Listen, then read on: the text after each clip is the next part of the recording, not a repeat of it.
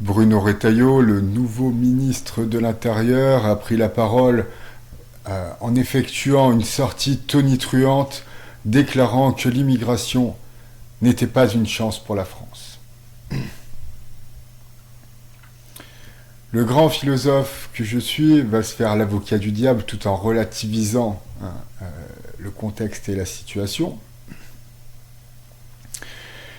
en commençant par dire que l'immigration est une chance pour la France, car les sociétés développées ayant une fécondité moindre que les sociétés en développement, le modèle économique de la société française, qui est donc une société développée, est en sursis, en danger, puisque s'il y a moins de travailleurs, l'économie ne peut pas perdurer.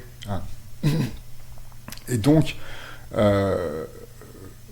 finirait par s'écrouler sans l'immigration. Et de ce point de vue-là, l'immigration est fatalement une chance, non seulement à l'apport des travailleurs à l'économie, mais en plus, elle va permettre le renouvellement des générations, va engendrer de nouveaux Français qui seront nés sur le sol.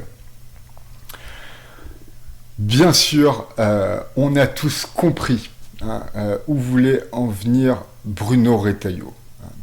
Il nous parle des trafiquants de drogue. Il nous parle de l'islam prosélyte. Il nous parle de ces gens qui touchent les minima sociaux et les aides sociales. Il nous parle de tous ces immigrés pourtant chômeurs.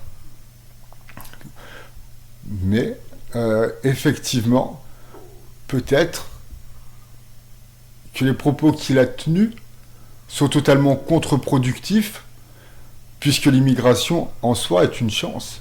Aujourd'hui, en France, il y a des gens qui viennent s'installer en France juste pour y porter non seulement entre guillemets la guerre, et profiter aussi de tout ce que la France donne à tout le monde qui vit sur son sol. Encore qu'il y aura bien des gens pour nous dire les clandestins, ils n'ont pas autant d'aide que les autres et tout, quoi. Ouais, bon, déjà, les clandestins, ils ont beaucoup d'aide. Donc, les propos de notre nouveau ministre de l'Intérieur ne sont pas constructifs, et qu'il faut appeler un chat, ce n'est pas l'immigration, je me souviens plus ces termes, qui est un problème, non, c'est des gens qui viennent apporter d'autres choses que leur valeur ajoutée. Les gens qui viennent vraiment en France apporter leur valeur, qui viennent vraiment apporter des valeurs ajoutées qui ne sont pas positives, et qui ne viennent pas pour se dire tiens, la France c'est la francophonie, c'est la République, c'est la Révolution, c'est la colonisation, parce que bon, la colonisation, tout, bon, bah, ça m'étonnerait que ce soit mauvais dans l'histoire du monde, mais bon, il y a des gens qui viennent dire voilà, on vient foutre le bordel, et que peut-être que c'est pas que ça l'immigration,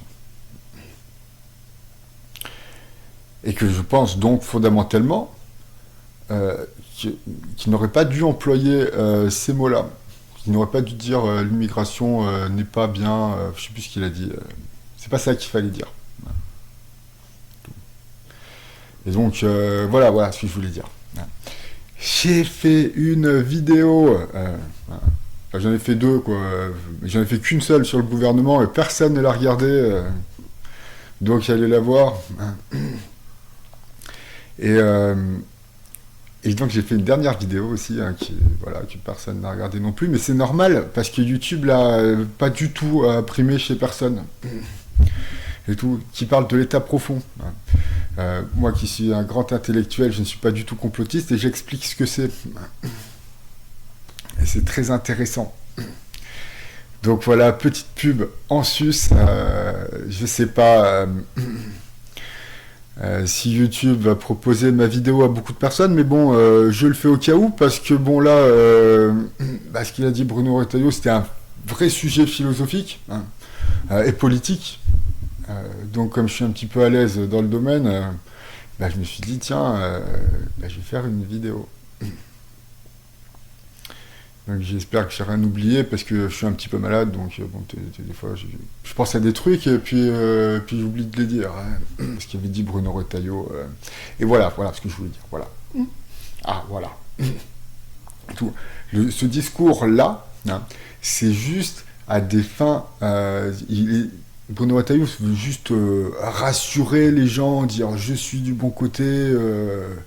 On va se battre, tout va s'arranger, enfin on va essayer d'arranger les choses et tout. Alors que direct, hop, c'est pas comme il faut. Hein, il s'est trompé, il n'a pas utilisé les bons mots. Et si on fait de la politique avec les mots, il faut utiliser les bons. Et